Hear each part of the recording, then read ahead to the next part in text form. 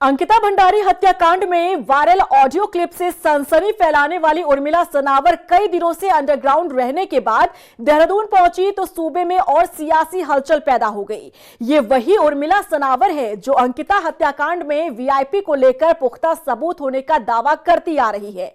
फिलहाल पुलिस मामले में उर्मिला से पूछताछ कर रही है, लेकिन बड़ा सवाल तो ये है कि आखिर उर्मिला किसकी गोद में बैठकर ये सब कुछ कर रही है। क्या कांग्रेस या बीजेपी या खुद धामी जी के ही नजदीकी ये सब कुछ करवा रहे हैं? देख रिपोर्ट। आखिरकार सामने आ ही गई उर्मिला सनावर। अंकिता केस में सनसनी फैलाकर अंडरग्राउंड हो गई थी उर्मिला। वीआईपी के नाम के पुख्ता सबूत होने का दावा कर रही सनावर। पुलिस पूछताछ में होगा बड़ा खुलासा, लेकिन बड़ा सवाल किसकी गोद में है उर्मिला सनावर? उर्मिला के सिर पर किसका हाथ? कांग्रेस, बीजेपी या धामी के अपने ही दे रहे उर्मिला का साथ? अंकिता भंडारी हत्याकांड मामले को लेकर उर्मिला सनावर के पास पुख्ता सबूत है या नहीं, ये तो फिलहाल कह पाना मुश्किल है। लेकिन इतना तो साफ है कि अचानक से सोशल मीडिया पर आकर वीआईपी के नाम का खुलासा करने वाली उर्मिला सनावर ने सूबे की सरकार के नाक में दम कर दिया है।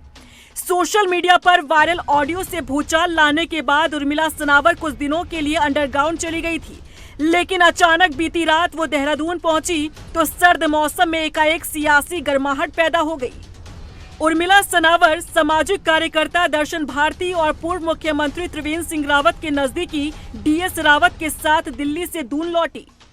पुलिस पूछताछ में क्या खुलासा होता है, इस पर तो सबकी निगाहें टिकी है, लेकिन इससे इतर बड़ा सवाल ये खड़ा होता है कि आखिर उर्मिला सनावर को किसका संरक्षण मिल रहा है?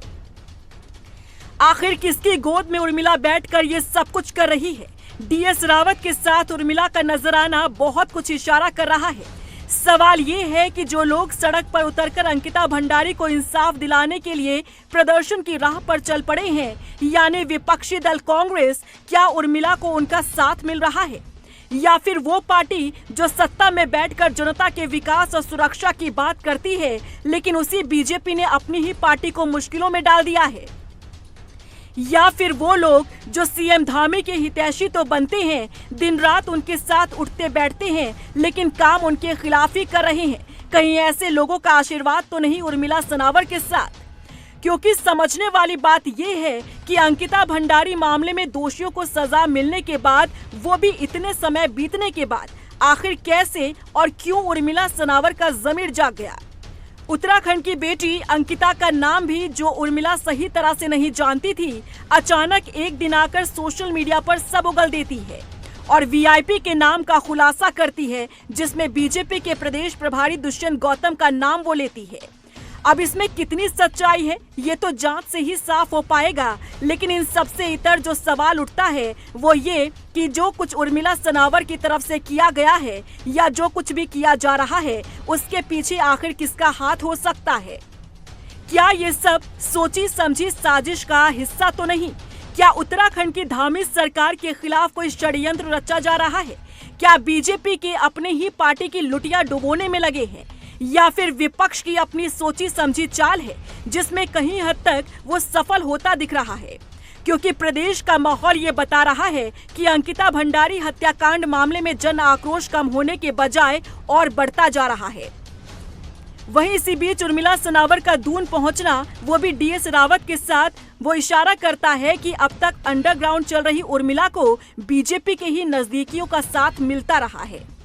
क्योंकि डीएस रावत पूर्व सीएम त्रिवेंद्र सिंह रावत के नजदीकी हैं, और याद दिला दें कि त्रिवेंद्र सिंह रावत ने ही कथित वीआईपी के नाम के खुलासे के बाद एक ऐसा बयान दिया था जिसने बीजेपी को असहज कर दिया।